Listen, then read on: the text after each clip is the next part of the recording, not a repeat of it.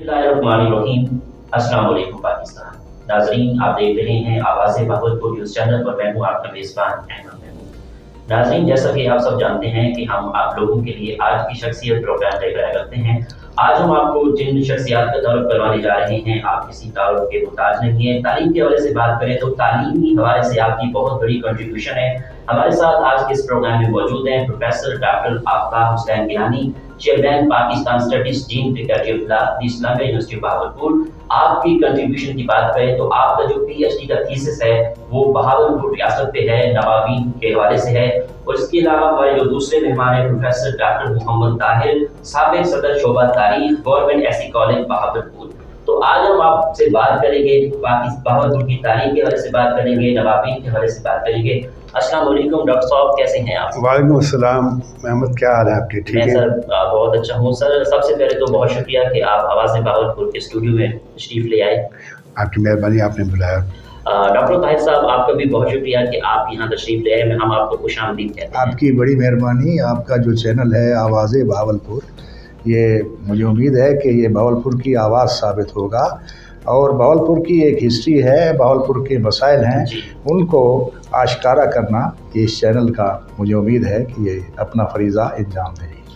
Doctor Aftab साहब, आपसे मेरा पहला सवाल ये है कि बहावलपुर में किस खानदान की हुक्मरानी रही? नवाब बहावलपुर कहाँ से आए थे, इस बारे में क्या? जी अहमद, दरअसल सकूत बगदाद के बाद वहाँ से जो अब्बासी ख़ानदान है ये माइग्रेट होके आया था। माइग्रेट होके ये पहले आए थे इजिप्ट, मिस्र, और मिस्र से फिर ये सिंध आए थे शिकारपुर, और शिकारपुर से फिर ये बहावलपुर का जो इलाका इनको तफवीज़ हुआ था। ये नवाब हयातुल्लाह खान तरीन मुल्तान है, मखादी में उच्च गिलानी और जो बुखारी ख़ानदान है उनकी रिकमेंडेशन पर इनको चौधरी का इलाका, जिसका मौजूदा नाम लियाकतपुर है, सन 1727 में दिया था। और यहाँ से फिर हम ये कह सकते हैं कि इस अब्बासी ख़ानदान की और नवाबी ने बहावलपुर की हुकूमत की इब्तदा हुई, और इन्होंने 1727 से लेकर 1947 से क्या में पाकिस्तान तक, ये पाकिस्तान में शामिल होने वाली चूँकि पहली रियासत थी, कम बेश 220 साल हुकूमत की।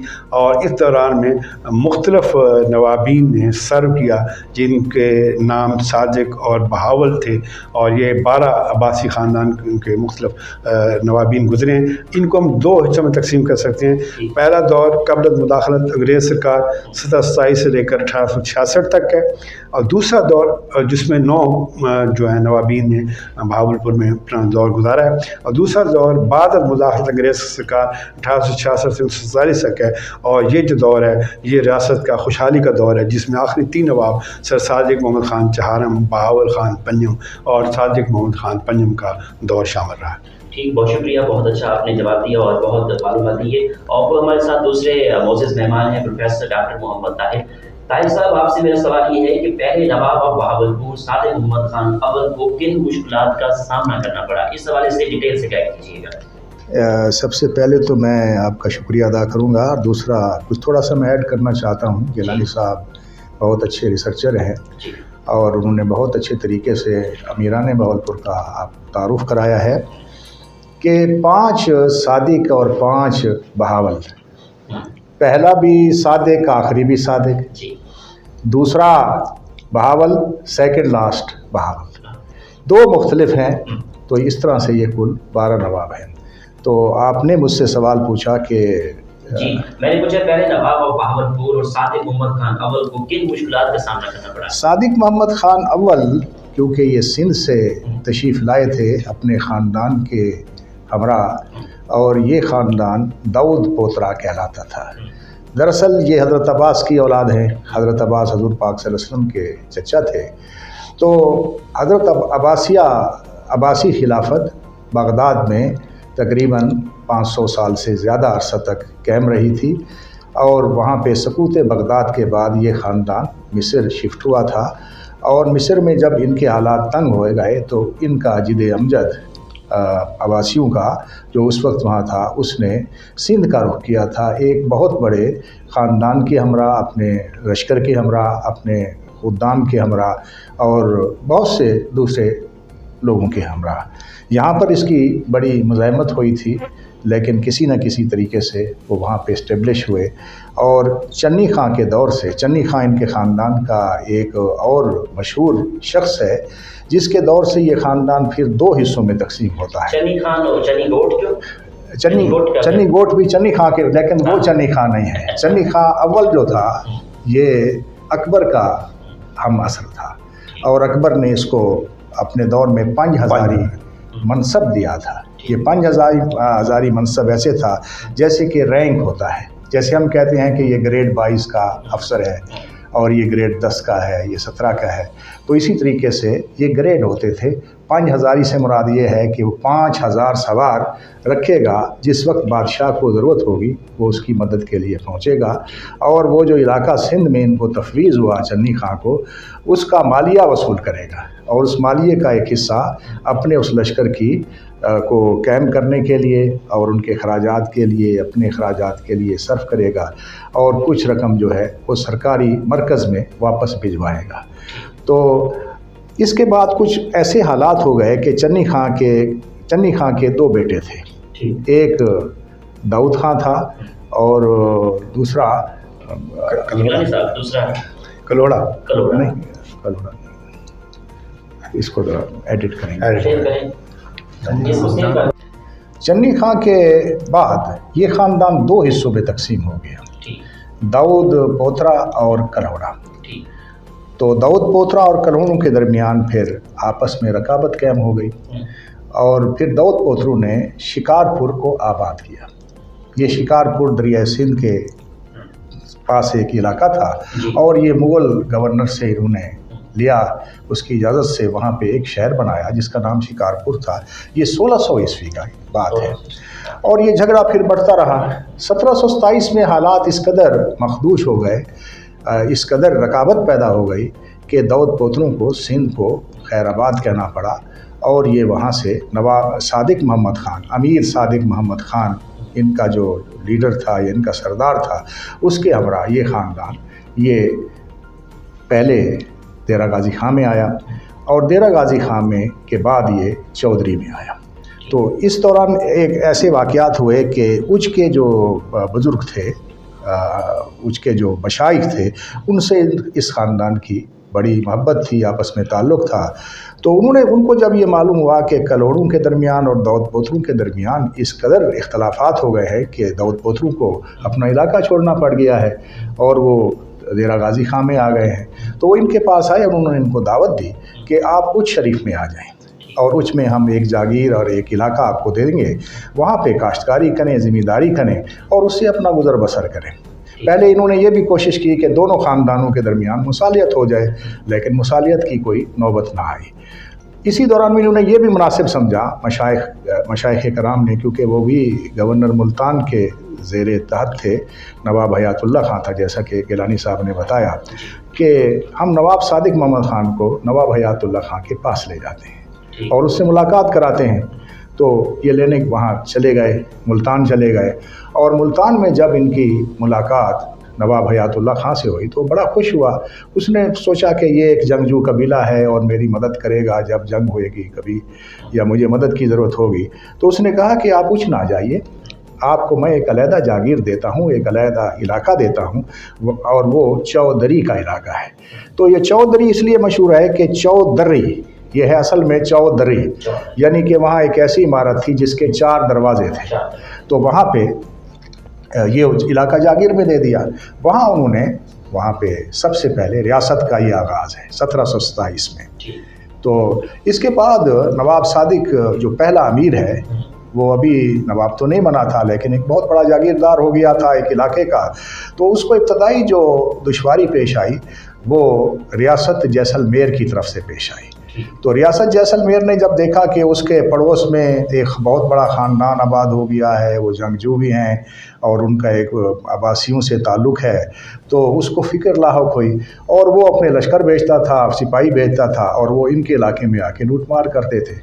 नवाब सादिक मोहम्मद ख़ान ने सोचा कि ये तो अच्छी बात नहीं है, और इससे दो हाथ होने के लिए उसने अपने तमाम लश्कर को जमा किया और किला रिरावर पे कब्ज़ा कर लिया। तो ये एक बहुत बड़ी फतह थी, किला रिरावर की फतह एक बहुत बड़ी फतह थी, जिससे रियासत का एक हम समझते हैं कि एक आगाज़ होता है। तो आप जानते हैं कि रियासत जैसलमेर तो बहुत ही मशहूर रियासत है, और ये वहाँ पे ये जो थे भट्टी ख़ानदान था जिसकी हुकूमत थी। इसके बाद फिर इस बात का इल्म जब हयातुल्लाह खां को हुआ तो वो भी बड़ा खुश हुआ कि उसके इलाके में इजाफा हो गया है।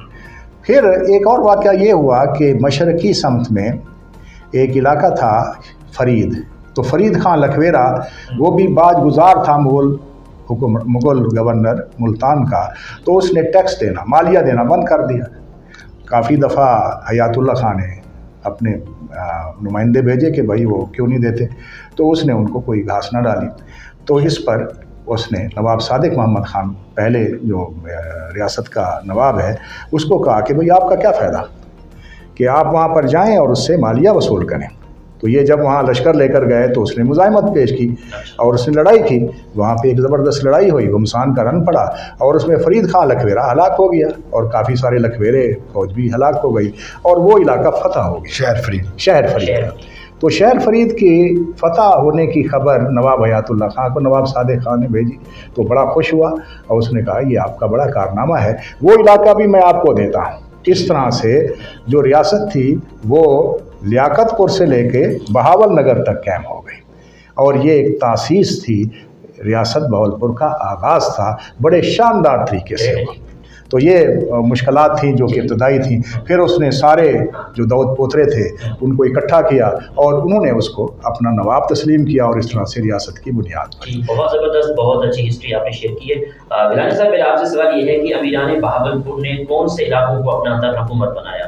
जी, इब्तदाई तौर पर अभी बड़ी तफसील से जैसे डॉक्टर ताहिर साहब ने बताया कि जब इनका यहाँ पर पड़ाव हुआ और इनको एक इलाका तफवीज़ हुआ जिसको चौधरी कहते हैं, तो वहाँ से रियासत बहावल की इब्तदा हुई और नवाब सादिक मोहम्मद खान अव्वल इस रियासत के बानी हुक्मरान थे और उन्होंने इलाहाबाद को जो लियाकतपुर के पास है इसको बतौर दारुल हुकूमत अपना पहला दारुल हुकूमत करार दिया और फिर 1748 में शहर बहावलपुर जो है वो आबाद हुआ नवाब बहावल खान के दौर में और फिर दूसरा दारुल हुकूमत बहावलपुर जो है वो बना। तो इस तरह नवाबीन बहावलपुर अब्बासी ख़ानदान का एक तसलसल फिर हमें नज़र आता है और इस रियासत के दौर में मुख्तलिफ नवाबीन ने चूँकि हुक्मरानी की है तो कुछ इलाके इनसे इन्होंने स्नैच भी किए और कुछ इनसे स्नैच हुए भी, यानी रियासत में इलाके शामिल होते भी रहे और छीनते भी रहे। और जब पाकिस्तान के साथ रियासत का इल्हाक हुआ था जब क्या पाकिस्तान के बाद, तो उस वक्त 45,588 मरबा किलोमीटर पर मौजूदा डिवीज़न साबका रियासत जो सादकाबाद से लेकर मिंजराबाद तक है उसको पाकिस्तान में ज़म किया गया था। तो इसकी बड़ी एक ज़ख़ीम तारीख़ है। ठीक, बहुत शुक्रिया गिलानी साहब। ताहिर साहब, आपकी तरफ रुख करना चाहूँगा कि बहावलपुर को कब दारुल हुकूमत बनाया गया और क्यों? गिलानी साहब की बात से कंपेयर कीजिएगा। बहावलपुर का शहर नवाब मोहम्मद बहावल खां अव्वल ने आबाद किया 1748 में। ठीक, तो नवाब जिस तरह से नवाब सादिक मोहम्मद खान अव्वल ने रियासत बहावलपुर का बानी है, तो शहर बहावलपुर का जो बानी है वो नवाब मोहम्मद बहावल खान अव्वल है। तो नवाब मोहम्मद बहावल खां अव्वल जो है ये पहले नवाब का बेटा है। तो उसको वो ज़रूरत क्यों पेश आई? ज़रूरत ये इसलिए पेश आई कि अब बहावलपुर की जो हदूद थी वो मशरक़ से मगरब तक फैल चुकी थी। एक तरफ जागीर चौधरी है। जागीर चौधरी के बारे में ये बताऊंगा कि ये जागीर चौधरी ये लियाकतपुर का पुराना नाम है। तो लियाकतपुर 1951 तक ये रहा है, बल्कि स्टेशन का नाम भी चौधरी था। 1951 में आप जानते हैं कि हमारे पहले जो प्राइम मिनिस्टर थे, वज़ीर आज़म थे लियाकत अली ख़ान, वो शहीद हो गए थे और उनकी शहादत के बाद इस नवाब जो सादिक मोहम्मद खान खामिस थे उन्होंने पाकिस्तान से मोहब्बत थी, उनको बहुत पाकिस्तान के लीडरों से भी मोहब्बत थी, तो इसलिए उन्होंने उनके नाम पे ये इस इलाके का नाम लियाकतपुर रखा था। लियाकतपुर और जो स्टेशन की आप बात कर रहे हैं वो स्टेशन है, उससे पहले टामरी स्टेशन था اس में कोई मालूमात है? नहीं, वो खैरपुर नामे वाली वो अलहदा है, वो खैरपुर है। अच्छा, वो खैरपुर नामे वाली है, उसका इससे कोई ताल्लुक़ नहीं है। इसका नाम पहले चौधरी था। 1951 में इस इलाके का नाम और स्टेशन का नाम भी तब्दील हो गया था। तो ये जो था ये उसकी हिस्ट्री है। ठीक है। डॉक्टर साहब, इब्तदाई नवाबीन के हवाले से बात करें तो अहम कौन से हैं? जी, इब्तदाई दौर में जो नवाबीन गुजरे हैं उनमें नवाब सादिक महमूद ख़ान सालिस, बहावल ख़ान सालिस, इनका जो दौर था ख़ास तौर पर इस लिहाज से कि रियासत का इब्तदाई दौर था तो इल्मी तरक्की का दौर हम यूँ कह सकते हैं। बहावलपुर की जो मालूम तारीख़ है जवाहर अब्बासिया मौलवी मोहम्मद आज़म ने लिखी, वो भी इसी दौर में लिखी गई। तो हम इल्मी लिहाज से कह सकते हैं कि इनका दौर जो है एक तरक्की का दौर था।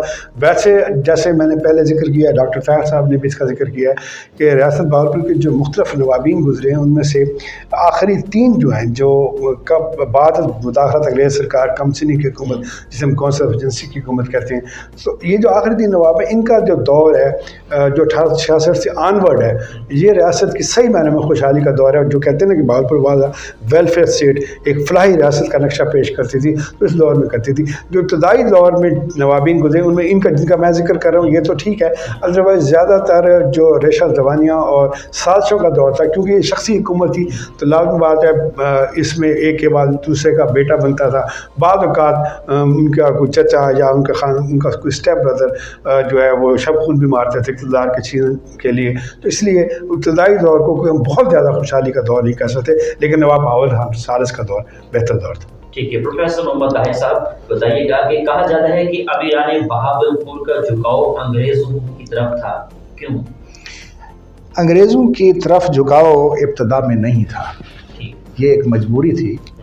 मजबूरी इस तरह से थी कि 1820 में महाराजा रंजीत सिंह ने मुल्तान को फतह कर लिया था और वहाँ मुसलमानों की हुकूमत ख़त्म हो गई थी। इसके बाद उसने देरा गाज़ी ख़ान को भी फतह कर लिया था और देरा गाज़ी ख़ान रियासत बहावलपुर को दे दिया था। ये हकीकत है कि रियासत बहावलपुर की हदूद में देरा गाज़ी ख़ान भी रहा है, मुल्तान का 1/3 हिस्सा भी रहा है। यानी कि 1833 से काबिल रियासत बहावलपुर का रकबा सिर्फ 45, जैसा कि गिलानी साहब ने कहा है कि 45,588 मुरब्बा किलोमीटर, और इस वक्त भी ये पंजाब का सबसे बड़ा डिवीज़न है बहावलपुर, और बहावलपुर ज़िला भी पंजाब का सबसे बड़ा ज़िला है। और जो हमारी यजमान की तहसील है बहावलपुर की, वो भी पंजाब की रकबे के एतबार से सबसे बड़ी तहसील है। तो यहाँ बात हो रही थी कि अंग्रेज़ों की तरफ झुकाव क्यों हुआ, तो मजबूरी थी। और महाराजा रंजीत सिंह ये चाहता था कि अब रियासत बहावलपुर पर कब्ज़ा कर ले। उसने देरा गाज़ी ख़ान से छीन लिया, ज़बरदस्ती छीन लिया, पहले पट्टे पे दिया और एक बहाना करके कि ये उसका बाज या उसका जो सालाना मालिया है वो अदा नहीं कर सकते, इन्होंने किया नहीं है, तो अपना लश्कर भेजा, देरा गाज़ी ख़ान पे कब्ज़ा कर लिया। असल में महाराजा रंजीत सिंह बहुत ही वुसअत उसकी ख्वाहिश थी कि मैं अपनी सल्तनत को, अपनी रियासत को पंजाब से लेके सिंध और सिंध से लेके फिर ईरान और अफ़गानिस्तान तक इसको फैला दूँ, वहाँ तक ले जाऊँ। तो उसने देरा गाज़ी ख़ान को वहाँ कैंट बनाना चाहता था, कंटोनमेंट बनाना चाहता था, ताकि वहाँ से वो लश्कर भेजे और अफ़गानिस्तान को और सिंध को फतह कर ले। लेकिन उसने देखा कि ये जो रियासत बहावलपुर है ये अब एक वफर स्टेट थी, क्योंकि दूसरी तरफ भी जितनी भी 6 स्टेट्स थीं उन पे इसने कब्ज़ा कर लिया था। अब उसकी नज़रें इस पर थी, हरीस नज़रें। बहावल ख़ान सालिस के दौर की बात है ये, जिनका जिक्र बिलखैर के नाम से किया है। अगरचे वो बिलखैर है, लेकिन उसका दौर बहावलपुर के लिए इसलिए अच्छा नहीं है कि उसके दौर में रियासत की हदूद जो है वो कम होती है।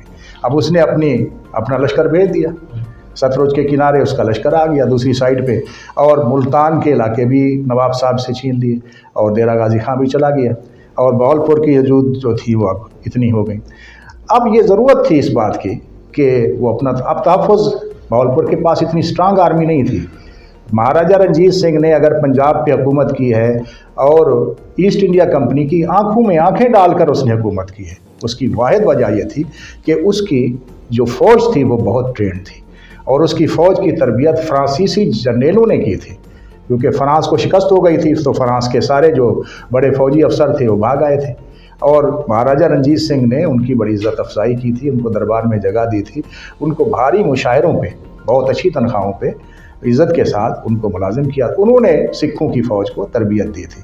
अब सिख फ़ौज का मुकाबला बहावलपुर की फ़ौज नहीं कर सकती थी। 1833 है।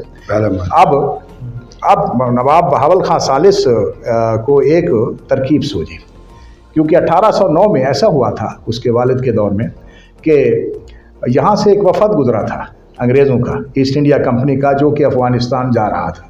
तो उसकी बड़ी मदद की थी, उनको चारा, उनके जानवरों को और उनकी खुराक, रिहाइश, सारा इंतज़ाम किया था जब तक वो यहाँ पे रही, यहाँ से दाखिल हुई, इसकी हदूद में दाखिल हुई। और उन्होंने उस वक्त एक मुआहदा किया था, दोस्ती का मुआहदा, ऐसे मतलब हम हमेशा के लिए दोस्त रहेंगे। तो वो उसके पास था, तो उस हवाले से उसने कलकत्ता में अपना नुमाइंदा भेजा, अपना सफ़ीर भेजा। लॉर्ड बेंटिंग था गालिबन, गिलानी साहब इन्फेंसन नहीं, वो जो इसका उस वक्त जो गवर्नर जनरल था, लॉर्ड बेंटिंग, तो उस ईस्ट इंडिया कंपनी का वो गवर्नर जनरल था, उसके पास भेजा और उसको कहा कि इस तरीके से मैं चाहता हूँ कि आपसे दोस्ती कर लूँ, और इस तरह से मुझे एक मसला दरपेश है कि महाराजा मेरी रियासत पे कब्ज़ा करना चाहता है, तो आप मेरी मदद करें। उसने कहा जी बिल्कुल, वो तो ये चीज़ चाहते थे कि बहावलपुर पे भी, बहावलपुर उनका हलीफ हो जाए, उससे फ़ायदा था उनको। अब हुआ क्या कि 1833 में एक मुआहदा लिखा गया जिस पे नवाब बहावल खां सालिस के दस्तखत हैं और लॉर्ड बेंटिंग के दस्तखत हैं, और वो है दायमी दोस्ती का मुआहदा, ट्रीटी फॉर इटर्नल फ्रेंडशिप। और दूसरा है कि क्योंकि वो ताजर थे, तिजारत का मकसद भी था। उसमें दूसरी बात यह है कि हमारे जहाज़ जो हैं आपकी हदूद से गुजरेंगे, यानी कि उस वक्त ये दरिया सतलुज तो था, अब तो नहीं है, आपने तो नहीं देखा, मैंने तो देखा है, और इससे पहले तो बहुत बड़ा दरिया, इसमें ब्यास का पानी भी था, और इस पर कोई वो डैम नहीं था, कोई बंद नहीं था, कोई नहरें नहीं थी, तो ये समुंदर तक ये सफ़र इसी ज़रिए से होता था। तो एक तो ये है कि भाई आपने हमारे जहाज़ों को गुजरने देना है, और इस जहाज़ों पे आपको टैक्स मिलेगा,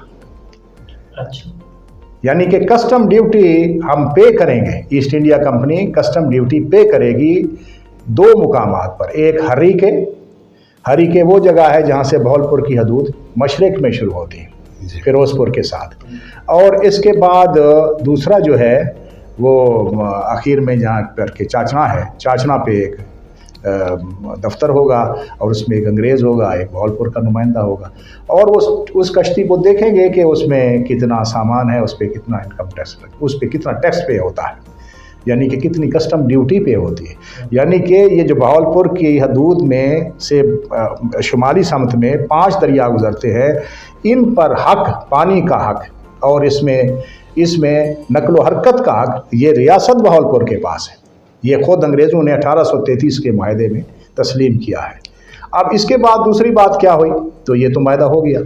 इसके बाद बहावलपुर जो था ये इत्तहादी हो गया ईस्ट इंडिया कंपनी का। अब अंग्रेज़ बड़े शातिर थे, वो चाहते थे कि अब इसके हाथ पाँव बांधें, जैसे दूसरी रियासतों के साथ उन्होंने किया। तो उन्होंने 1838 में फिर एक ज़बरदस्ती का माहदा जो है वो लिख कर भेज दिया गवर्नर जनरल ने कि इस पर दस्तखत करो। उसमें क्या था, उसमें यह था कि आइंदा के लिए दिफा जो है बहावलपुर रियासत का वो ईस्ट इंडिया कंपनी करेगी, और अमूर खारजा जो आपके हैं उन पे भी हमारा, वो भी हम ही आपके तय करेंगे। आप किसी दोस्त के साथ दोस्ती नहीं कर सकते। यानी कि इक़्तिदार आला की 2 किस्में होती हैं। एक अंदरूनी इक़्तिदार आला, वो तो आपकी रियासत को होगा, आप रियासत के हुक्मरान होंगे, रियासत में आपका हुक्म चलेगा। लेकिन बैरूनी तौर पर जो एक्सटर्नल उसकी इक़्तिदार आला है वो हमारे पास होगा।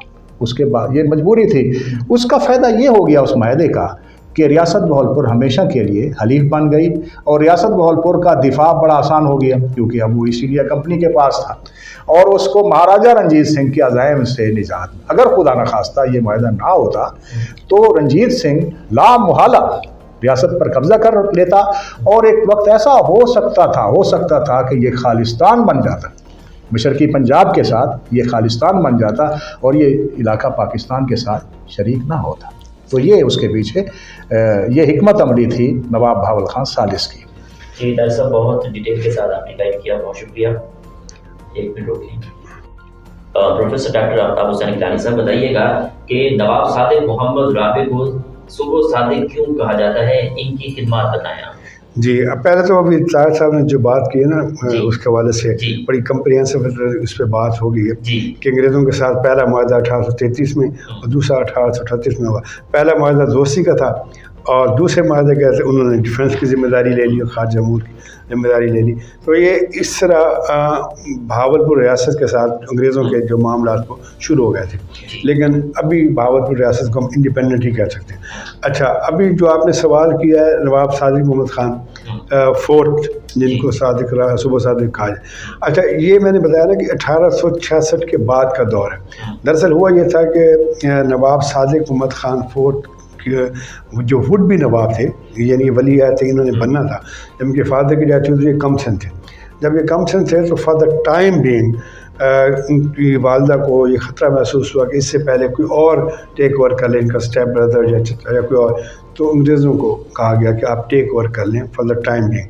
تو اس یہ یکے بعد دیگر اتفاق کی بات ہے کہ آخری جو 3 نواب ہیں, نواب صادق محمد خان چہارم, نواب بہاول خان پنجم اور نواب صادق محمد خان پنجم, اتفاق کی بات ہے کہ تینوں کے دور میں ہی جو ہے کونسل آف ایجنسی اور کونسل آف ریجنسی, پہلی جو کو ہم کونسل آف ایجنسی کہتے ہیں کیونکہ اس میں انگریزوں کا ایک نمائندہ یہاں آ کر ان کے بہاف پر حکومت کرتا تھا, اور تیسرے آخری جو نواب صادق محمد خان خامد کے دور سے پہلے بنی تھی اس کو کونسل آف ریجنسی کہتے ہیں کہ مقامی لوگوں پر مشتمل. سر مولوی رحیم بخش اس کے سربراہ تھے. ایک بنائی گئی تھی اس طرح کی کابینہ جو ٹیک اوور کرے گی جب تک کہ نواب صاحب میچور نہیں ہو جاتے. تو نواب صادق محمد خان رابع جن کا آپ نے خاص طور پر سوال کیا, ان کے دور میں صادق ایجرٹن کالج, جس کو SC کالج کہتے ہیں, جہاں سر نے بھی بطور صدر شعبہ سرو کیا اور میں نے بھی وہاں پہ سرو کیا اور میں اس کا طالب علم بھی ہوں, ڈاکٹر صاحب بھی وہاں کے طالب علم ہیں. تو یہ کالج بنایا اور یہ کنٹمپریری ادارہ, آپ یہ دیکھیں گورنمنٹ کالج لاہور اور فارمن کرسچین کالج لاہور کے بعد پورے پاکستان میں سب سے پرانا تیسرا ادارہ یہ ہے. اور سر سید احمد خان نے جو علی گڑھ میں MAO کالج بنایا تھا 1877 میں, تو آپ یہ دیکھیں کہ 1870 میں وہ بن رہا ہے, 1886 میں یہ بن رہا ہے. تو کم و بیش ایک ہم سے کہتے ہیں کنٹمپریری ہم اثر ادارہ ہے. تو ویژن دیکھیں نواب بہاولپور کا, اسی لیے ان کو صبح صادق کہا جاتا ہے کہ عمومی طور پر نوابین یا جروسا جو جاگیردار جو بہت بڑے فیوڈل لوگ ہوتے ہیں, یہ اپنے علاقوں میں تعلیمی ادارے نہیں بننے دیتے, کیونکہ اگر تعلیم جو ہے آپ کو شعور و عقل و فراست دیتی ہے, اور جب آپ تعلیم یافتہ ہو جاتے ہیں تو آپ میں عقل و شعور آ جاتا ہے, تو آپ غلامی کے زنجیریں توڑ دیتے ہیں. تو فیوڈل کا یہ خیال ہوتا ہے کہ یہ جب پڑھ لکھ جائیں گے, ان میں عقل و فہم و فراست آ جائے گی, تو یہ ہمارے نیچے بیٹھ کر ہماری غلامی تو نہیں کریں گے, اس لیے وہاں وہ ادارے نہیں بننے دیتے. لیکن ان کا آپ ویژن دیکھیں کہ انہوں نے اس دور میں صادق کالج, صادق ایجرٹن کالج بنایا, اسی دور میں صادق ڈین ہائی اسکول بھی بنتا ہے. تو ایک پورا انہوں نے ایک تعلیمی اداروں کا جال بچھایا, تو اس لیے بڑے روشن خیال تھے. اس حوالے سے ان کو صبح صادق کے نام سے موسوم کیا جاتا ہے. سر آپ بھی تاریخ کے حوالے سے ایکسپرٹس ہیں, سر آپ بھی, تو میرا آپ کو سر دونوں سے یہ ایک سوال ہے. SPS اسکول, صادق پبلک اسکول, نوابوں نے بنایا تھا کہ غریب کے بچے پڑھیں گے.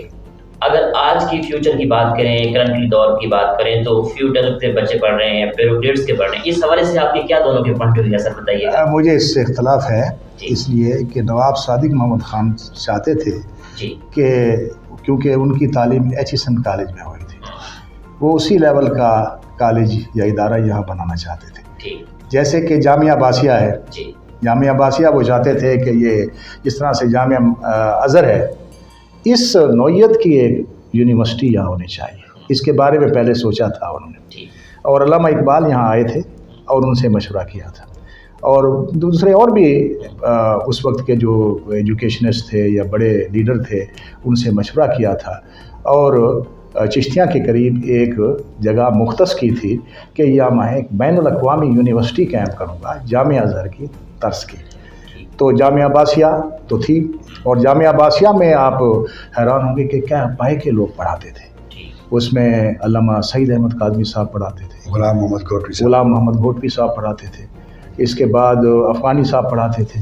یہ اس زمانے کے برے صغیر کے نامور لوگ تھے, اور اس پیٹرن پہ وہ چاہتے تھے کہ میں یہاں پہ علماء کا ایک ادارہ بناؤں, اور بنایا ہوا ہے.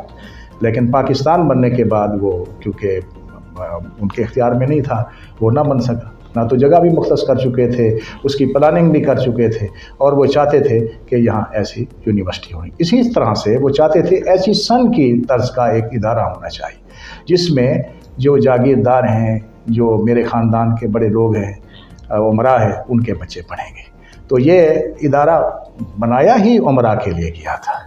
तो ये मेरी राय है और मेरे ख्याल में गलत नहीं है, मैंने पढ़ा भी है। जी, ये मैं सर की बात को वो करूँगा कि दरअसल सादे पब्लिक स्कूल जो 1954 में बना था, नवाब सादिक महमूद खान फिफ्थ का दौर था, और उस वक्त यहाँ जमहूरी हुकूमत थी, तो मखदूम ज़ादा हसन महमूद उसके पहले इसके चीफ मिनिस्टर थे इलेक्टेड लोग।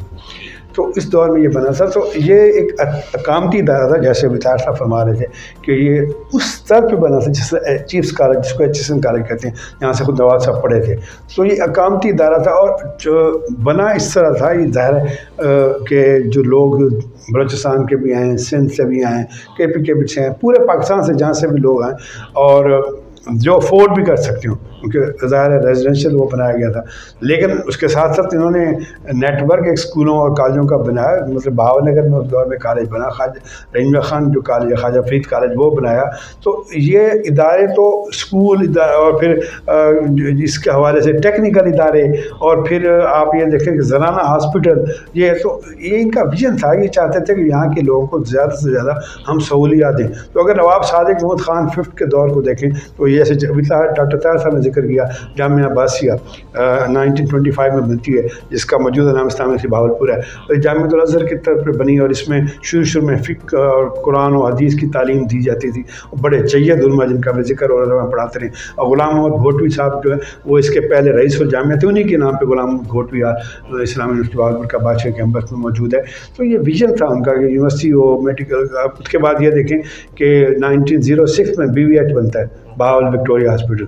1906 में नवाब बहावल खान खामद के दौर में। तो उस दौर में अस्पताल बनाना, उस दौर में तालीमी इदारे बनाना, उस दौर में स्कूल बनाना, कॉलेज बनाना, यूनिवर्सिटी बनाना, तो विजन था इनका। इनकी बड़ी इस्लाहात जो खदमात हैं वो काबिल तहसीन है। बहुत शुक्रिया, आपने हमें इस तरह सवाल से क्लियर किया। प्रोफेसर डॉक्टर मोहम्मद ताहिर साहब, बताइएगा कि रियासत के मोनोग्राम की वजाहत अगर हम करना चाहें तो आप किससे करेंगे? रियासत बहावलपुर का जो क्रेस्ट है, जिसको आपने मोनोग्राम कहा, निशान बहावलपुर का, ये एक फलाही ममलिकत का तस्वर पेश करता है। जैसा कि गिलानी साहब ने अभी बताया कि आखिरी जो 3 नवाब थे उनका दौर फलाही ममलिकत का दौर था। इससे पहले फलाही ममलिकत का तस्वर नहीं था, क्योंकि ट्रेनिंग भी नहीं थी, और ये तस्वर उस वक्त किसी भी रियासत में भी नहीं था। बल्कि मुग़लों को देख लें, सलातीन को देख लें, दुनिया की बादशाहतों को देख लें, वो लोग यही समझते थे कि जो ख़जाना है वो हमारी मलकियत है, और इसे हमने अपनी मर्ज़ी से अपनी ज़ात पे, अपनी आसाइश पे खर्च करना है। और जो कुछ हम किसी को देते हैं या कोई रिफाही काम करते हैं तो ये सदका खैरात के तौर पे करते हैं, ये अवाम का हक़ नहीं है। लेकिन अब तस्वर बदल गया। तस्वर क्यों बदला? उसकी बड़ी वजह ये थी कि आखिरी जो 3 नवाब हैं, इन्होंने आला एजुकेशन हासिल की, मगरबी तालीम हासिल की, और इनके जो ट्यूटर थे वो अंग्रेज़ थे, उस वक्त के जय्यद अंग्रेज़। और ICS अफसर भी थे इसमें, ICS की ट्रेनिंग भी थी, फ़ौजी ट्रेनिंग भी थी। इनके जहन की को कुशादगी मिली, और उस वक्त ये अडॉप्ट किया गया। मोनोग्राम जो है, स्टेट क्रेस्ट जो है, इसमें 2 पेलिकन हैं। अब यहाँ पे नहीं है ना, तो मैं आपको दिखाता। इसके दोनों साइडों पे 2 पेलिकन, हवासिल जिनको उर्दू में कह सकते हैं। ये एक आबी परिंदा है जो कि इराक़ से ताल्लुक़ रखता है, क्योंकि ख़ानदान अब्बासिया था, उनका ताल्लुक़ भी इराक़ से था। या ये समुद्री एक परिंदा है, बड़े साइज़ का होता है। गालिबन हमारे चिड़ियाघर में भी पेलिकन है, महफूज हैं, और कुछ पेलिकन दरबार महल में भी आर्मी वालों ने रखे हुए हैं, 2 उनका एक जोड़ा है वहाँ पे भी। तो हुआ ये कि उन्होंने कहा कि ये पेलिकन एक निशान है, एक निशान है मादरी और पिदरी शफ़क़त का। क्योंकि जब मछलियाँ ना हों तो इस परिंदे के बारे में ये रिवायत है, तो इसके बच्चे हों तो ये अपना गर्दन से अपना जो है गोश्त उखाड़ के उसको नोच कर वो अपने बच्चों को पेश करता है, और उसका खून बतौर प्यास बुझाने के लिए पेश करता है। यानी कि इसका मतलब यह है कि रियासत जो है वो मादरी पिदरी शफकत से मामूर है, यानी कि दोनों चीज़ें होंगी क्वालिटी। नवाब जो है अपनी रियासत का बाप है, और नवाब सादिक मोहम्मद खान खामिस तो कहता था मेरा बेटा, उससे बड़ी उम्र का हो या छोटी उम्र का हो, वो यही कहता था कि पुत्र से मुखातिब होता, पुत्र। तो और उसमें बड़ी शफकत थी, और वो बड़े शफीक इंसान थे। मैंने एक वाक़या पढ़ा था सादिकुल अखबार में, 1930 से पहले का वाक़या। यहाँ ट्रेन का सबसे पहला हादसा हुआ था, और उसमें कोई 23-24 आदमी, बहुत बड़ा हादसा है उस ज़माने में, और वो फौत हो गए। नवाब साहब आधे घंटे से पहले पहुँचे अपनी पूरी टीम के साथ, अपने प्राइवेट डॉक्टर को लेकर पहुँचे, अपनी फ़ौज को लेकर पहुँचे, और अपनी उस वक्त एम्बुलेंसें नहीं होती थी, फौजी ट्रक लेकर आए, और उन्होंने उन्होंने कहा कि इस गाड़ी पे सवार करो ये जितने भी ज़ख्मी हैं। वो गार्ड जो था अंग्रेज़ था, उसने कहा जी मुझे लेट हो जाएगी। उन्होंने अपनी स्टिक से उसकी पिटाई की, अच्छा, और उसको मजबूर किया कि इसको वापस भेजो, और वहाँ पे स्टेशन पे, क्योंकि उस वक्त सड़क इतनी तंग थी, ज़राए आमद रस्मा बड़े महदूद थे, स्टेशन से फिर फौजी गाड़ियों के ज़रिए अस्पताल आए, और जब तक तमाम लोगों की तजहीज़ और तकफीन नहीं हुई और उन्हें अपने घरों तक नहीं, और वो ज़ार रो रहे थे इस मौके पे, तो ये शफ़क़त थी उनके दिल में। तो ये शफ़क़त इस निशान से जो है ये मिलती है, और इसमें चांद सितारा है। चांद सितारे से मुराद ये है कि ये एक इस्लामी रियासत है, और इसके नीचे गालिबन 4 स्टार बने हुए हैं। वो 4 स्टार 4 खुलफाए राशिदीन को ज़ाहिर करते हैं कि हमारा निज़ाम हुकूमत रियासत का इस्लामी होगा, जैसे कि खुलफाए राशिदीन के दौर में था। और उसके नीचे एक लफ्ज़ लिखा हुआ है सादिक दोस्त। सादिक से मुराद है सच्चा दोस्त, यानी कि जो हुक्मरान होगा वो अपनी रियाया का या रियासत जो है वो सच्ची दोस्त होगी। और इत्तफाक ये है कि जिस ज़माने में ये अडॉप्ट किया गया था नवाब सादिक मोहम्मद खान राबे के दौर में, उस वक्त नवाब का नाम भी सादिक था। तो ये फलाही ममलिकत का एक तस्वुर देता है स्टेट क्रेस्ट जो है। बालिया में उसमें है जी हाँ, उसमें इसके अलावा 3 उसमें ये जो गंदम गोश क्या कहते हैं उसको, खोशे होते हैं, ये है। यानी कि रियासत के 3 हिस्से हैं, 3 ज़िले हैं, और तीनों में जो तीनों काश्त होगी, और गंदम ज़्यादा काश्त होती है आप जानते हैं, यानी कि ज़री मईशत का मुल्क है। फिर इसमें लकीरें हैं नीली, और वो 5 हैं, यानी कि यहाँ से 5 दरिया गुजरते हैं जो इसकी आबपाशी के लिए करते हैं। तो यह सब चीज़ है इसमें। फलाई ममलिकत का तस्वर भी है, इस रियासत की जोग्राफी पोजीशन को भी ज़ाहिर करती है कि इसका जोग्राफिया क्या। और उसमें एक हिस्सा जो है वो बिल्कुल वो सहरा है, वो पीले रंग का है, चोलिस्तान है। एक रेड है कि हमने जो रियासत हासिल की है वो खून से हासिल की है, अपना खून देकर हासिल की है, जंगो जिद्दोजहद से हासिल की है। तो ये निशान की हिस्ट्री है। ठीक, डॉक्टर साहब, नवाब बहावल खान खामिस क्यों मशहूर हैं? हाँ, मैंने जिक्र किया है कि ये 3 नवाबीन आखिरी, और उनमें से सेकंड लास्ट नवाब बहावल खान खामिस वालिद थे नवाब सादिक मोहम्मद खान खामिस के। तो इनका दौर भी रियासत का दौर जो है बड़ी तरक्की का दौर है। इस दौर में मैंने बहावल विक्टोरिया हॉस्पिटल का जिक्र किया 1906 में, BVH यानी नवाब साहब का नाम और मलका विक्टोरिया के नाम पर ये बहावल विक्टोरिया हॉस्पिटल बनता है। तो यके बाद दीगर ये सादिक राबे, बहावल खामिस और सादिक खामिस का दौर पाक और रियासत की तरक्की और खुशहाली का दौर है। और इनमें से तवील तरीन दौर नवाब सादिक मोहम्मद खान खामिस का है, जो नवाब बहावल के घर पैदा हुआ 1904 में। 1907 में नवाब बहावल का इंतकाल हो जाता है, तो उस वक्त ये कम सन थे, ज़ाहिर है हुक्मरान नहीं बन सकते थे।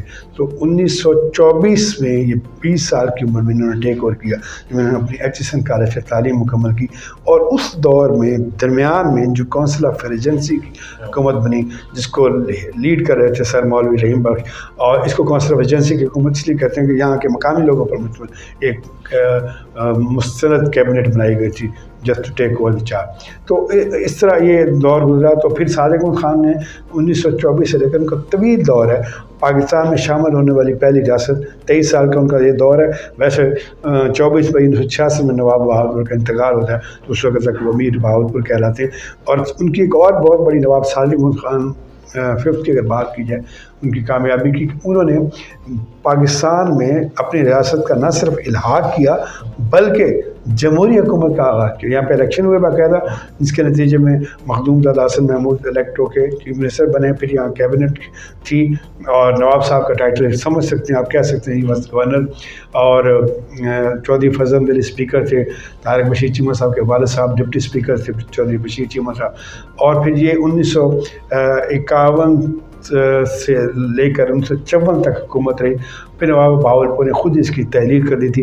1955 پھر 1 یونٹ بن گیا تھا. تو اس طرح بہاولپور میں ایک جمہوری دور بھی رہا. اور اس دور میں کرنل ڈرنگ جو پرائم منسٹر تھے انہوں نے یہ ڈرنگ اسٹیڈیم جس کو ہم کہتے ہیں یہ بنا. 1924 میں نواب صادق احمد خان ففتھ کے دور میں صادق ریڈنگ لائبریری بنی جس کو سینٹرل لائبریری کہا جاتا ہے.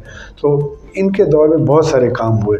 تو یہ جو جامعہ عباسیہ جس کا ذکر ہوا ہے یہ بھی انہی کے دور میں. بعد میں پھر 1975 میں اس کو ذوالفقار علی بھٹو صاحب نے ایک پبلک یونیورسٹی ڈکلیئر کیا. اچھا، نواب صادق احمد خان کے دور کے حوالے سے ایک بات میں کہتا ہوں، پھر طاہر صاحب مزید ایڈ کریں گے. ان کا ایک بہت بڑا کارنامہ اور ریاست کے لیے خوشحالی کے لیے ستلج ویلی پروجیکٹ کا جو 1922 سے لے کر 1933 تک کا. اور اس میں اس وقت 12 کروڑ کی رقم حکومت برطانیہ سے قرض لی گئی تھی جو کہ with interest it should have been refunded with interest till 1986. 1986 میں بل ایک ساتھ سود کے ساتھ پیسے واپس کرنے تھے. 1950 میں کر دیے گئے، 36 سال پہلے. اس سے آپ اندازہ لگائیں کہ ریاست کتنی خوشحال ہوگی. اور وہ 12 کروڑ سے قطع قلم 27 کروڑ ہو گئے، 26 کروڑ ہو گئے جی، یعنی کہ انٹرسٹ کے ساتھ. لیکن وہ ریاست نے 36 سال پہلے جی ادا کر دیے. یہ ایک بہت بڑی بات ہے کہ اس کی معیشت جو تھی یہ بڑی مستحکم تھی اور یہ خوشحال ریاست تھی. اور یہ بالکل اس طرح تھی جیسے کہ ہم آج کل ہمارے پاکستانی دیکھتے ہیں کہ جی ہم انگلینڈ جائیں گے، امریکہ جائیں گے، تو برے صغیر کے مسلمان کہتے تھے ہم بہاولپور جائیں گے کیونکہ یہاں پہ ان کو زمینیں بھی ملتی تھیں، عزت بھی ملتی تھی، نوکریاں بھی ملتی تھیں. آباد کار جو سیٹلر، جی سیٹلر ہے، تو سیٹلر بیچارے ان کے پاس کچھ نہیں تھا. وہ گدوں گھوڑوں پہ آئے اور وہ بیل گاڑیوں پہ آئے اور پینے کے لیے پانی نہیں تھا، سڑکیں نہیں تھی، لیکن انہوں نے محنت کی اور انہوں نے اس زمین کو آباد کیا. وہ خوشحال ہوئے اور وہ ہمارے بھائی ہیں، وہ یہیں پیدا ہوئے ہیں جو وہ بہاولپوری ہے اور بہاولپور کی آواز ہیں. وہ اساتذہ بڑی بڑی شخصیات بہاولپور میں رہی ہیں. فار ایگزامپل جسر الدین محمد، ٹھیک ہے، جو اپنا باؤنڈری کمیشن کے ممبر، یہ چیف جسٹس رہے ہیں. ٹھیک ہے، چودھری محمد علی جو پاکستان کے چوتھے پرائم منسٹر سے قانونی مشیر ہیں ریاست کے دور میں. تو اس لحاظ سے بہاولپور. اچھا، سر عبدالقادر رہے، سر عبدالقادر یہاں چیف جسٹس، بڑے مشہور آدمی. اچھا، اسی طرح حفیظ جالندھری کا بھی بہاولپور، حفیظ جالندھری جو مشہور حج ہے، نواب صاحب جو حج کرنے گئے تھے ان کے ساتھ نواب صاحب نے ان کو اپنا درباری شاعر بنایا اور جب حج کرنے گئے ان کو ساتھ لے گئے تھے. جی، اور بلکہ قمرالزم عباسی صاحب نے اپنی کتاب حالیہ میں ایک خط دیا ہے علامہ اقبال کا، اور اس میں علامہ اقبال نے کسی یہاں پہ وزیر کو لکھا تھا کہ مجھے یہاں ملازمت چاہیے. تو نواب صاحب نے اس کے جواب میں ان کے آرڈر کیے اور ان کو قانونی مشیر مقرر کیا. لیکن بعض وجوہات کی وجہ سے معلوم نہیں کیا تھی، وہ یہاں پہ جوائننگ نہیں دے سکے، نہ تو یہ ہمارے لیے بڑا اعزاز ہوتا. اچھا، علامہ اقبال یہاں بہاولپور کی ایفیلیشن کمیٹی جو تھی ایس سی کالج کی، ایس سی کالج جیسا کہ گیلانی صاحب نے بتایا، یہ پاکستان کا پہلا تیسرا کالج ہے. صرف 2 کالج لاہور میں تھے، کراچی میں کالج نہیں تھا، پشاور میں کالج نہیں تھا، راولپنڈی میں کالج نہیں تھا، ملتان میں کالج نہیں تھا، کہیں بھی نہیں تھا. تو بہاولپور میں تیسرا کالج بنا ہے، ایس سی کالج، صادق ایجلٹن کالج. تو صادق ایجلٹن کالج جو تھا، جیسا کہ گیلانی صاحب نے تفصیل سے بتا گئے ہیں، یہ سر سید احمد خان کے خوابوں کی تعبیر تھا، کیونکہ وہ چاہتے تھے کہ پورے برِ صغیر میں جیسے میرا کالج ہے ایسے مسلمان اپنے ادارے قائم کریں. تو یہاں کے امیران بہاولپور نے ان کی آواز کو لبیک کہا تھا. یعنی کہ تحریک علی گڑھ سے بھی ہمارا رابطہ رہا ہے. بلکہ جب تحریک علی گڑھ کا آغاز ہوا، سر سید احمد خان نے ایک وفد بھیجا تھا 1870 میں، سکول منانا تھا، پیسے نہیں تھے تو چندے کے لیے درخواست کی تھی. ایک وفد یہاں پہ آیا تھا اور اس وفد کو रियासत बहावलपुर ने इमदाद दी थी। बल्कि नवाब साहब उस वक्त छोटे थे, उनकी वालदा ने अपने जेब खर्च से अपनी वो जो उनके पैसे थे उनसे पैसे दिए थे। यहाँ ताहिर साहब की बात को मैं ऐड करूँगा। जहाँ तक इमदाद का ताल्लुक है, रियासत बहावलपुर के नवाब सादिक खान खामिस तमाम इदारों की इमदाद करते रहे। इसके सबूत मौजूद हैं। आप king Edward medical college Lahore जाएँ, उस पर देखें, लिखा हुआ है आज भी। उस दौर में नवाब साहब ने कहीं 1.5 लाख और कहीं 15,000 और कहीं लाखों, बल्कि हज़ारों में ही लाखों मदद दी। HSN कॉलेज, पंजाब यूनिवर्सिटी, नदवतुल उलमा, ये वो तमाम इदारे हैं जहाँ पर नवाब बहावलपुर उनकी माली मुआवनत करते रहे और लाखों रुपए में करते रहे उस दौर में।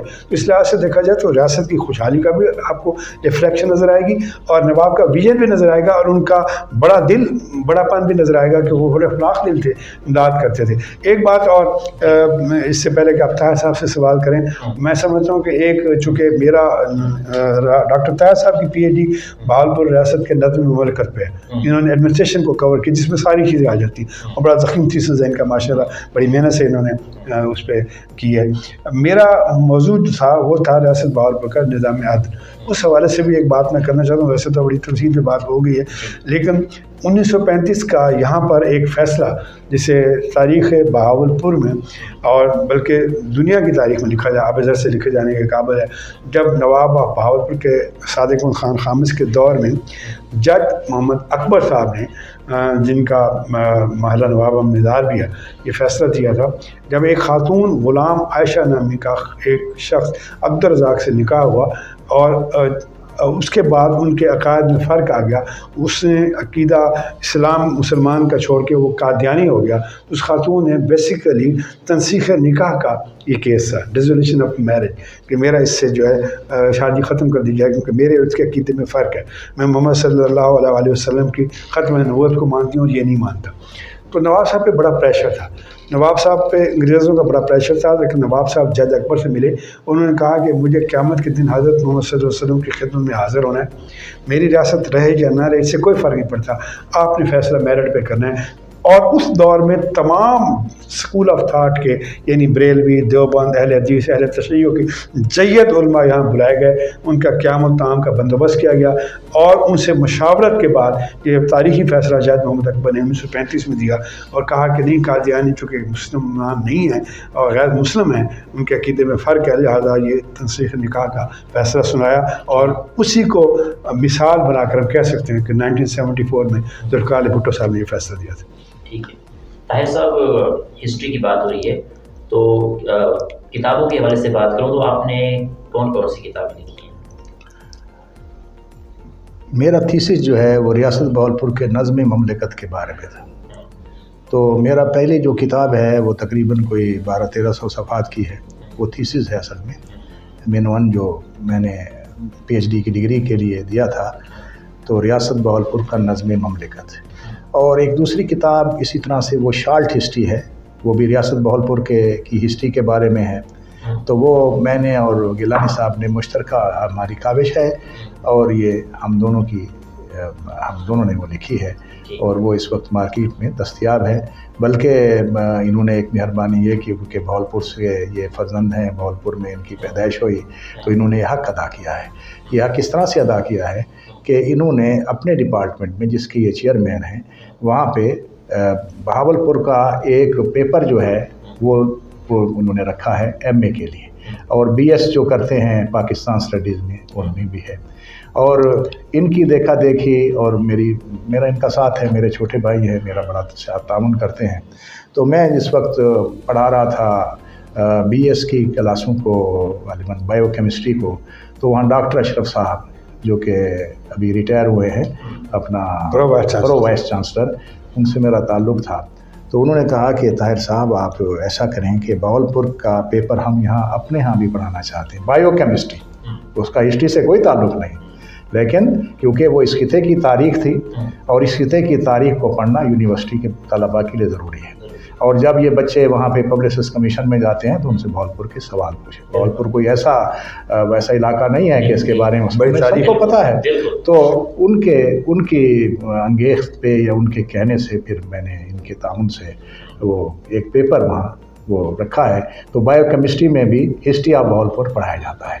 इससे पहले जब मैं हेड था, सदर शोबा था एससी कॉलेज में हिस्ट्री का, तो वहाँ भी मैंने यूनिवर्सिटी से इजाज़त लेके और उन डिपार्टमेंट से वहाँ पे भी बीएस की क्लासेस के लिए एक पेपर रखा था, अंग्रेज़ी वालों के लिए भी जो बीएस अंग्रेज़ी करते हैं, बीएस ज्योग्राफी करते हैं, केमिस्ट्री करते हैं, बॉटनी करते हैं, उन सबको मैंने पढ़ाया है। जी जैसे तैसा फरमा रहे हैं कि देखें हमारा दोनों का रिस्क शोबा तालीम से वाबस्ता है, और शोबा तालीम के बाद फिर मैं एससी कॉलेज में भी रहा हूँ, यूनिवर्सिटी में भी रहा हूँ। डॉक्टर साहब पहले एससी कॉलेज में रहे हैं, रिटायर होने के बाद हमारे यहाँ पढ़ा रहे हैं विजिटिंग। फिर हम दोनों की पीएचडी चूँकि भावलपुर पे, तो हमारी वाबस्तगी भावलपुर से उसी तरह है, क्योंकि हमारी उसमें डिग्री भी है अल्हम्दुलिल्लाह, तो हमें शौक़ भी है, पढ़ते रहते हैं उसके हवाले से, और हाईलाइट करते हैं भावलपुर रियासत की खिदमत को नवाबीन की। तो हमारे vice chancellor engineer professor doctor Akhtar महबूब साहब से मैंने इजाज़त ली कि सर हम इसको एमफिल और पीएचडी लेवल पर ले जाना चाहते हैं।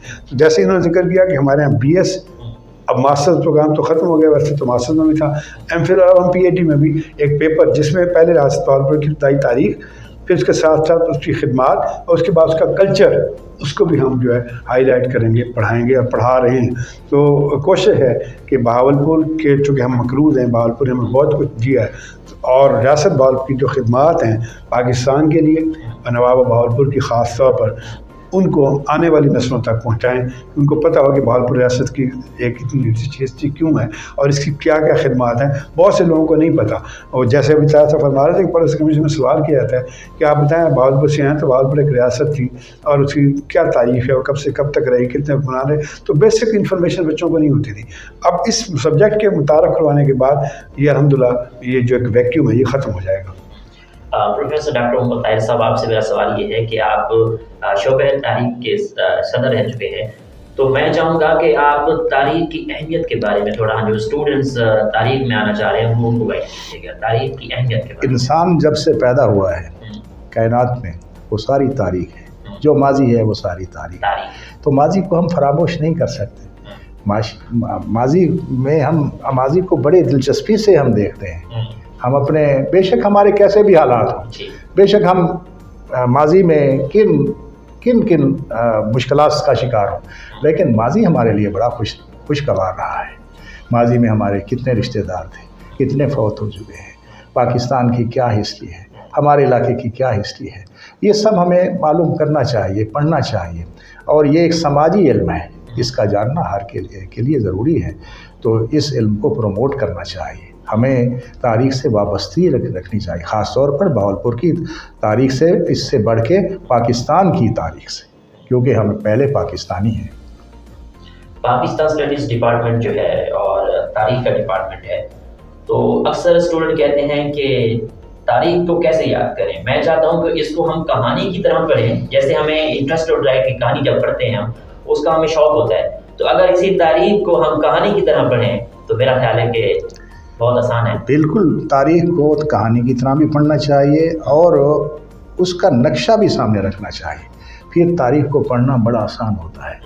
जब मैं पढ़ाता हूँ हिस्ट्री, तो मैंने बहावलपुर का एक नक्शा बनवाया है, और वो सबसे पहले नक्शे में उन्हें बताता हूँ कि ये बहावलपुर है, इसमें ये इलाके, मिसाल के तौर पर 3-4 बातें बड़ी अहम है जो कि हर बच्चे को, जिनको मैं पढ़ाता हूँ उनको, कि Bahawalpur is the city of 7 doors, 7 gates, 7 दरवाज़ों का शहर है।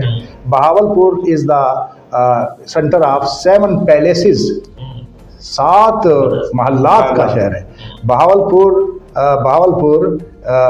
Bahawalpur is the centre of 2 civilisations, 2 तहजीबों का मरकज़ है। और वो तहजीबें शायद हमारे देखने वालों के लिए ज़रूरी हों।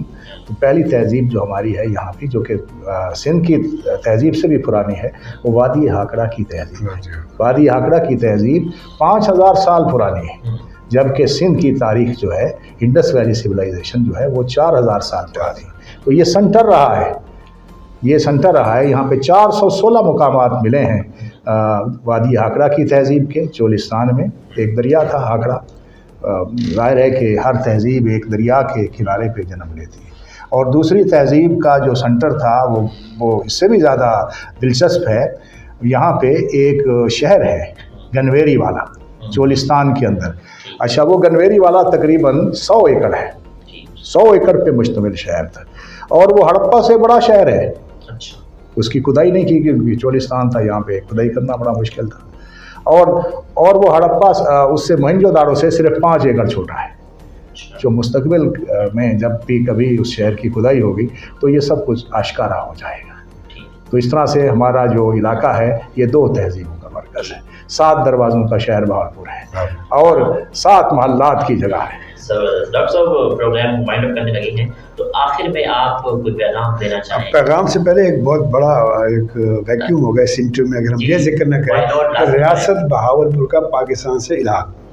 तो ये एक बड़ा अच्छा, जब पाकिस्तान बन रहा था तो उस वक्त हिंदुस्तान में 565 खुद मुख्तार रियासतें थी, जिनको ये ऑप्शन दी गई थी कि चाहे तो वो पाकिस्तान से इलाक़ करें, चाहे हिंदुस्तान से करें, या तीसरी ऑप्शन जो थी वो खुद मुख्तार रहे।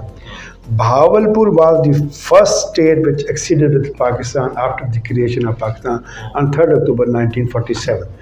अगरचे उस वक्त नवाब बहावलपुर सर सादिक खान खामिस को उस वक्त के वज़ीर आज़म मुश्ताक अहमद गोरमानी के थ्रू हिंदू लीडरशिप नेहरू और पटेल ने अप्रोच किया कि he should merge state with India, तो हम उनको तहफ़्फ़ुज़ देंगे, रियासत के बदले में रियासत देंगे, माली मफादा और तहफ़्फ़ुज़। लेकिन नवाब बहादुर को ब्लैंक चेक की भी ऑफ़र हुई।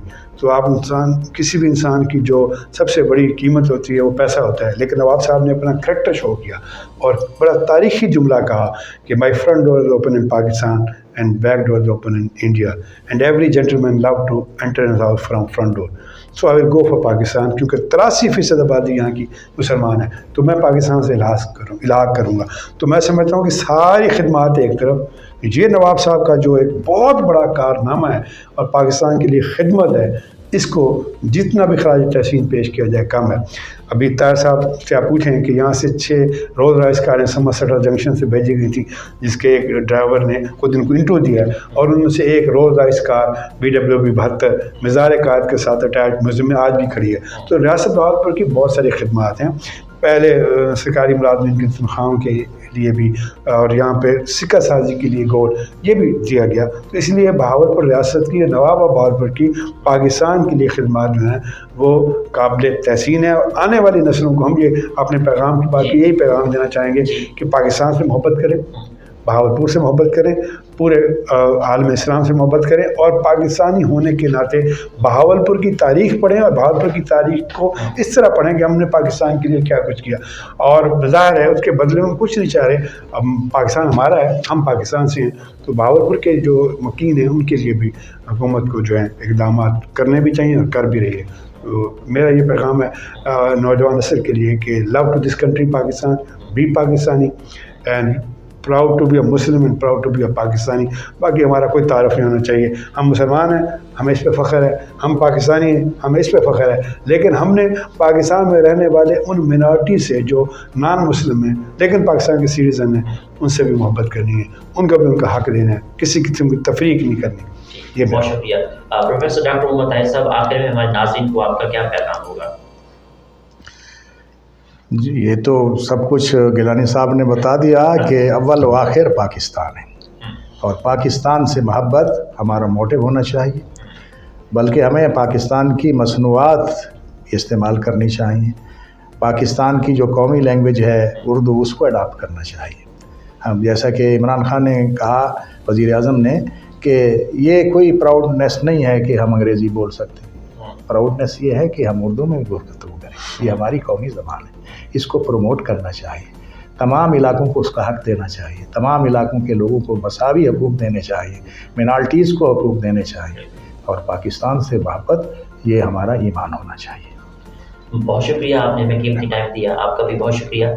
और इस प्रोग्राम में से हमारे बहावलपुर के जो लोग हैं, जो स्टूडेंट्स हैं, जो प्रोफेसर हज़रात हैं, बहुत कुछ सीखने का मौका मिलेगा। आवाज़ बहावलपुर के लिए हमारी ये ख्वाहिशात हैं, जैसे डॉक्टर साहब ने शुरू में बताया, ये चैनल बहावलपुर के लोगों को हाईलाइट करेगा, बहावलपुर की खिदमात को हाईलाइट करेगा, और इंशाअल्लाह आप बहावलपुर के लिए भी काम करें, इस्लामी यूनिवर्सिटी के लिए भी काम करें। हमारी दुआएं आपके चैनल के लिए। शुक्रिया जी। तो नाज़रीन, आपने आज की शख्सियत प्रोग्राम सुना। एक नए प्रोग्राम के साथ आप लोगों से बहुत जल्द मुलाकात होगी। अपना ख्याल रखिएगा। अल्लाह हाफ़िज़, अल्लाह निगहबान। पाकिस्तान जिंदाबाद।